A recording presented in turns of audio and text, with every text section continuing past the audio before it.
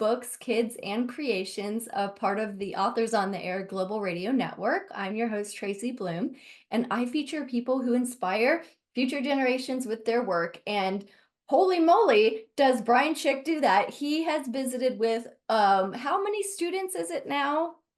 Oh boy. Keep I mean, track. it's at least 250,000. I think Yeah, the that's a last lot. 17 years, probably more, but somewhere around there. Yeah. So Bryan is a very, very accomplished author, and your work is primarily geared towards younger readers that with an appetite for reading. So thank you so much for being here. I'm Yeah, excited to talk to you. yeah, thanks so much for inviting me. So I'm really excited. So your new book is called Wayfinders, and from what I gathered, this amazing book is, I could barely put it down because it was just, it's well written. It's so exciting. Talk about this book and how you came up with the idea for it. Well, it was a long, arduous process to get it to where it's at now. So it went through many huge macro changes. Like it was originally it involved a dreamscape. So there was something involving this dreamscape, and I just kept changing the idea and making it be something different. So um it really started with this idea of this girl who backed up against an enchanted forest, and I couldn't decide exactly what the tone was going to be because obviously we've seen many stories like that. So yeah, I grew up in the '80s, and I've always been really partial to like Steven Spielberg. So I wanted to put like a Steven Spielberg like you know tone to the story, and so it does sort of feel very Spielbergian is what they call it now, in terms of there's this ordinary family, and there's something fantastical happens to them. So these creatures come out of this forest. So it just kept changing in different iterations. Um, Eventually, so in the story, there's this girl named Chloe, and she lives out in the country, and she's got this sprawling forest all around her neighbor or all around her property, this big forest, and then right before the story begins, the forest burns down. So Chloe goes out to her barn to get something one night, and she discovers these five fairy tale creatures hiding in her barn. So these creatures were in the forest, and when it burned down, they had to escape, and they ended up in her barn. So Chloe learns that she can get the creatures back. That there's this entrance point that's like 100 mile, or I'm sorry, yeah, 100 miles away. So the only way to get there is to load them up into her family's old Winnebago, and then have her dad drive to Winnebago there. But the problem with that is that Chloe's dad he's got really bad anxiety, and he hates driving more than anything. So Chloe has to become his co-pilot, and they go on this journey. So like I talked about it originally was like a dreamscape. Well, now it's been changed to almost like a road trip story. Yeah, It's kind of like that's, a fantasy that's a road trip story. it's so cool. And the way you introduce your characters is really neat too. So I think I read that this book specifically took you like up to 5 years Yeah. to put out. So like how did the evolution of the story happen for you? Like did you have it kind of set in your mind of what you wanted it to be, or did you just kind of like, find your way with It it? just yes, exactly. So as Yeah. part of my school presentation is sort of how I find my way throughout this story, which, as you know, as an author, that's kind of always the experience. You just sort of find your way many times as you're writing it or imagining it. So yeah, it just kept changing and evolving. When originally it was so it involved these fairy tale creatures, and originally they were going to come out and cause this girl's imagination to come to life. Those things that she imagined were going to come to life. And so I wrote that, and it just wasn't working quite well. And I'm not sure I even outlined it at that point. It just kept evolving. It just kept, new ideas. So, I mean, so I wrote another book series a long time ago called The Secret Zoo, and that was 6 books. And I was very much a pantser when I wrote that for the most part. I would create like a basic outline, but mostly I would just fly by the seat of my pants, which is what a pantser does. And since then, I've learned that outlining is really effective. And Yeah. so it's it just you can do most of your heavy lifting in outline form. So with Wayfinders, I just kept going back to the outline and changing things and adjusting things. So, so yeah, it was just a long, and so it wasn't 5 years of me strictly working only on Wayfinders. So I was doing multiple projects at the time. So I was working still on Secret Zoo. I have a sports book that also came out about this travel baseball team. It's like a humor book. And so I was working on that as well as another project that never actually developed completely. So I was actually at one point I was working with a Hollywood producer to create a story that could turn around and become a movie. And Ah, we worked a long time on that project and it never happened. So yeah, maybe so multiple things. maybe it'll still happen. Yeah, it could possibly. I mean, I haven't talked to that producer in some time, but yeah, it's still there. That possibility's still there. Now, as a writer, do you feel like you want to dabble in any kind of screenwriting? And Well, yeah, so I did. So The Secret Zoo, which is another middle grade fantasy about these kids who discover this magical zoo linked to their ordinary zoo. So that one has been optioned like 5 times for film. Nothing's ever happened. But at one point, I was kind of part of the team, and I was writing teleplays for a pitch. They were going to try to make a television show out of it. And it was also kind of like a Steven Spielberg like take on this material, kind of like Goonies or E.T. or it kind of had that sort of feel to it. This yeah, television show, and so I started writing the screenplays and really liked it. Like I liked it a bunch. And it's actually worked out really well because now we're writing so when I was a kid, I imagined the Secret Zoo mostly when I was a child. So I had this big imagination. And so most of the story came to me when I was really young. mm, And so what we're doing right now is we're actually writing a graphic novel memoir about that experience when I was a kid because cool. I go to schools a lot and kids are always really interested in how I came up with this story when I was 9, which is Yeah, mostly, the core elements were designed. I used to go to the zoo and I used to pretend that I was at this secret zoo. So now I'm working on the script for that, which is pretty much like a screenplay for a graph. I don't know if you've ever seen one, but it's basically a screenplay that basically calls out certain panels. So ah, each page has like 5 panels, and each panel has a description. But it looks just like a screenplay. cool. Yep. That's really neat in itself. I mean, to navigate learning how to write in a style that's different than, a big chunky book. Right. Yeah. Right. It's You know, certainly much different. So, I really like the screenplay because it really just allows you to because I'm a very my books, I think my books are very visual. They're very linear. Things happen, sort of scenes. There's not a lot of flashbacks or a lot of exposition. It's all very, very based in scenes because I see books like movies. So to write the screenplay or the script for the graphic novel is an easy transaction for me because that's how I see books. yeah, And it's much easier. So if you make a mistake and all you have is 5 pages of script, that's a lot easier to just throw away and start over than it is to throw away an entire chapter of a book, as you know. right. It's difficult. The prose writing is really difficult. It takes a long time. Yeah. Well, and I want to kind of go back to what you're talking about as, the inspiration happened for you at a very young age. Um, when I was 6, I had a very vivid dream that, when I grew up, turned into the inspiration for one of the books that I wrote.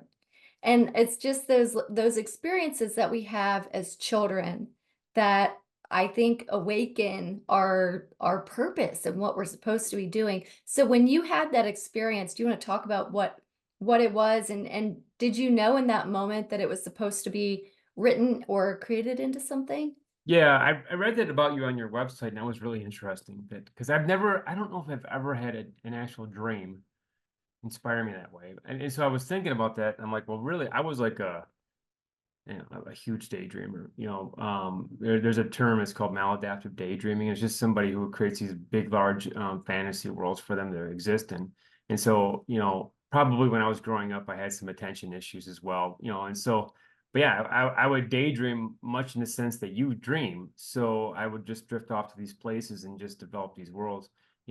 Sometimes it wasn't always a conscious effort. I would just drift off. Something would inspire me, or I'd become bored, and then I would build a fantasy many times involving the elements that were around me. So like at the zoo, I probably got tired or bored at the zoo and I just, I started imagining, well, what if there was these hidden spots in these exhibits that could connect to another secret, magical zoo that was much bigger and more exciting. Yeah. So yeah, so yeah, what was the question? Did I hit it? I think I missed it. I think Right.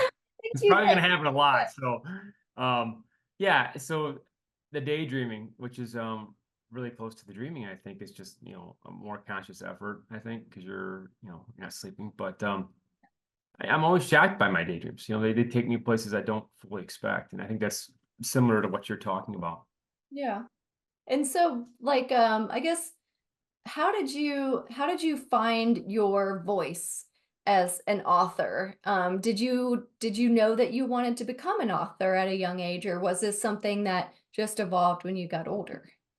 So it's kind of an odd story, I think, because when I was growing up, I really struggled, like in almost every. I'm talking elementary school, well, all throughout school, until I got to college, but really in elementary school, like I was way behind, and I actually struggled with reading, and I had a speech issue that I had to have a lot of attention.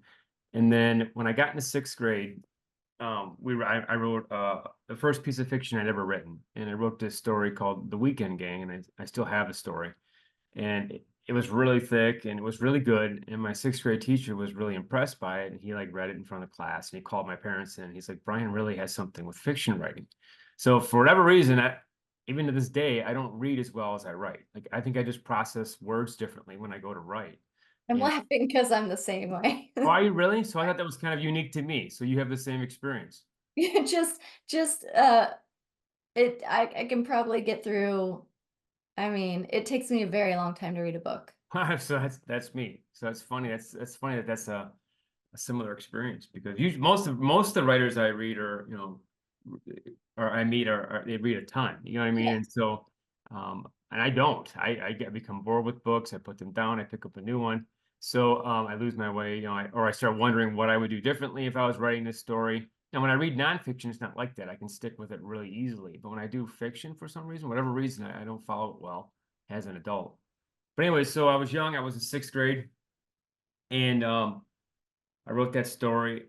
And at the same time, I was having this experience where I had this big imagination, and all my friends were growing up and they were starting to give up on their toys and giving up on their imaginative play. And they were doing sports and, just kind of growing up. Yeah. And I didn't want to at all. And so I started kind of getting teased for it and started like playing in secrecy. So I would take my toys in my basement. Even my parents were a little nervous about this because I was such a daydreamer, and struggling in school. So I suddenly realized I could put my imagination into my writing. So that was a big connection I made there. I didn't just stick with writing immediately and study it through school, but it was always in the back of my head that it was a really fun experience to write these stories. And when I got into high school, I started reading a lot of, well, Stephen King. I was reading a lot of Stephen King because he was really big back when I was in Right. high school. Yeah. And which is funny because I think that I can sort of see his tone in my writing today, and I've had people comment on that it sounds like this feels like Stephen King wrote a kid's book.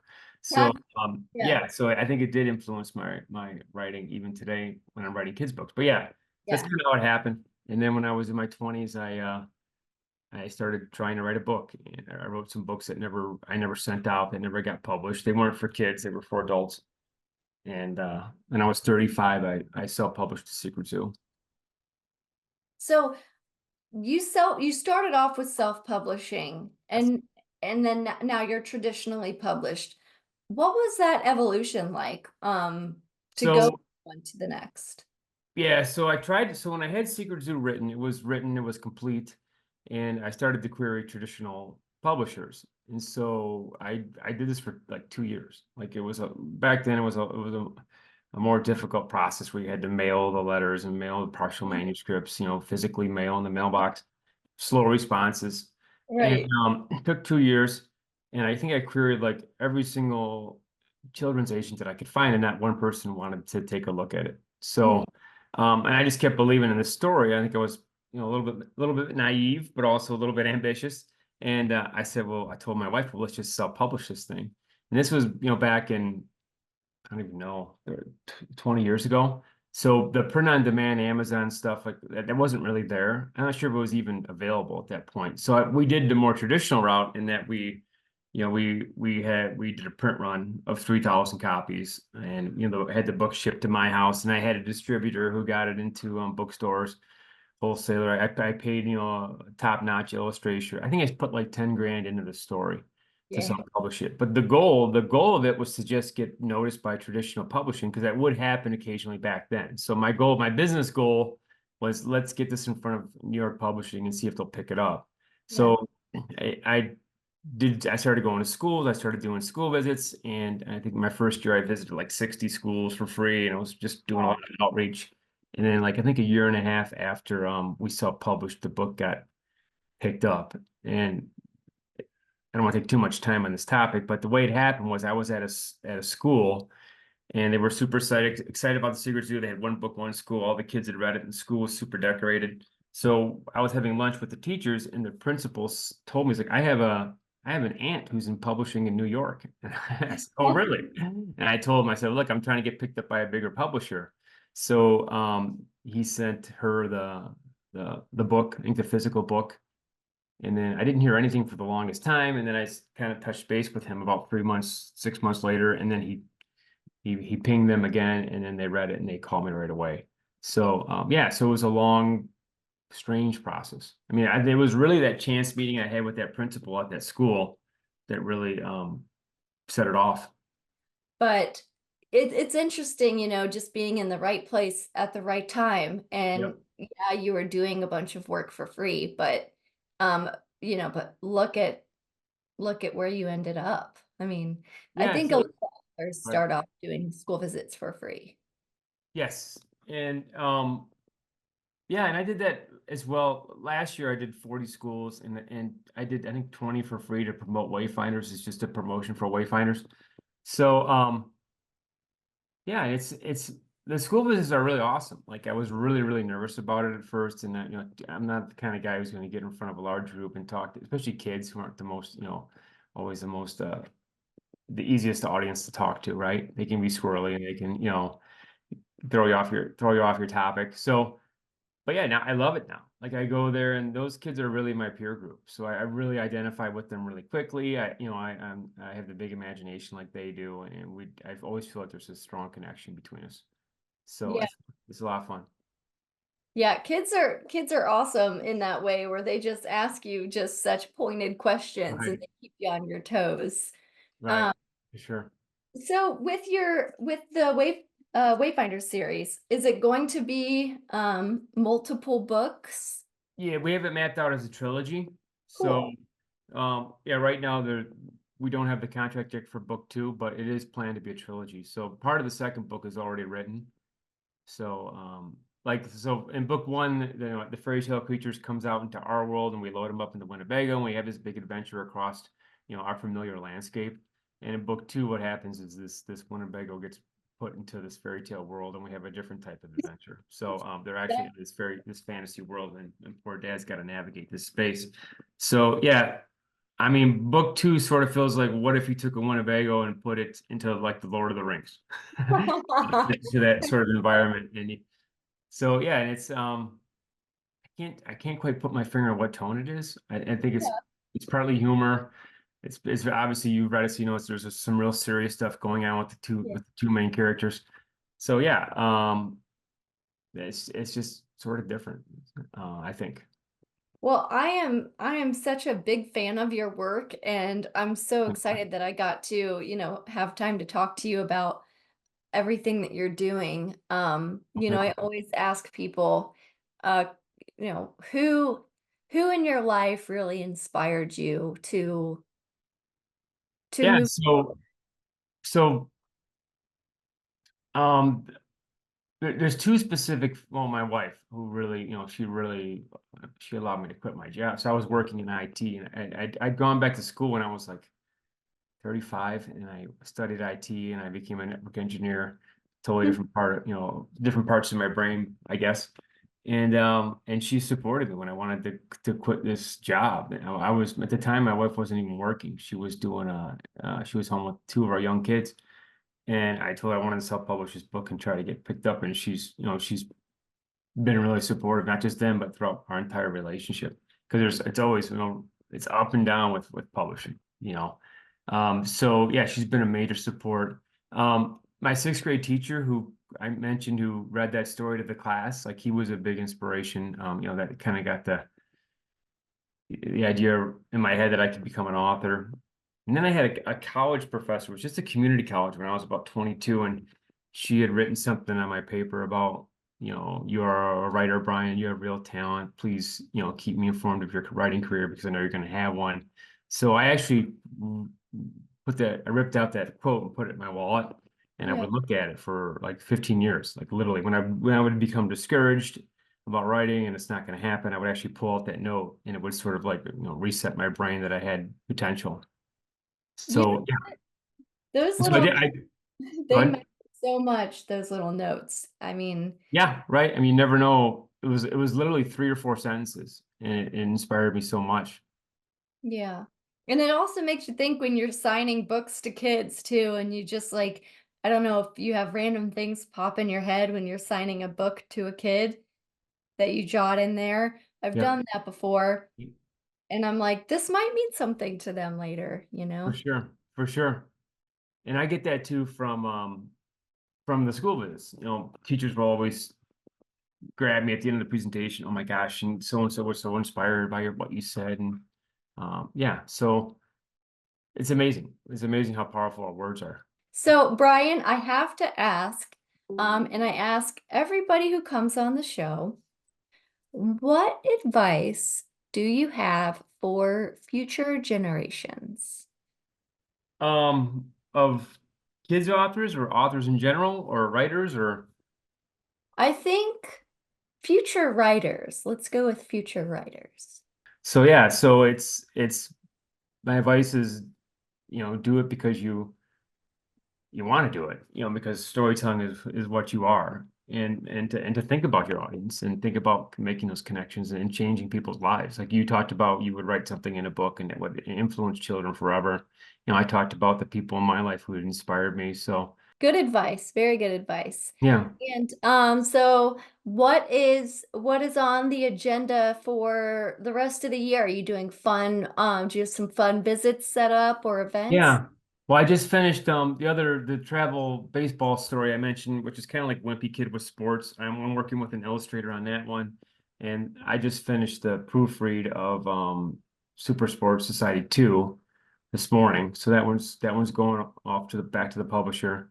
Probably there's going to be a book 3 in that one, so I'll be working on book 3.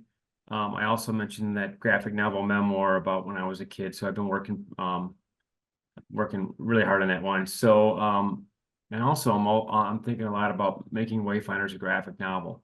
Yeah. So, graphic novels are really big right now with kids, and like I said, I really like writing them. And so, for me to take the story of Wayfinders that already exists and put it into script form, it wouldn't be. I don't think it would be too demanding. It's going to be a lot of work trimming some stuff and finding out how to make it work in pictures. But Yeah. yeah, so those are the big ones. Um, yeah, I just always busy. So which is good, right? Yeah. Yeah. And hopefully it's good if they can get published and make some money for the family, but it's good to just keep putting out new content. Yeah. Well, I'm very fortunate to have met you, and you're such an inspiration for children, but also adults and people who are, you know, even just getting started on their journey for writing or have been writing for years and might be on the brink of why am I doing this? Well, you do it because you love it. So, Brian, thank you so much for being here and for sharing your story. Yes, Story. thanks. Yeah, thank you so much for inviting me, Tracy. It was really fun. Yeah.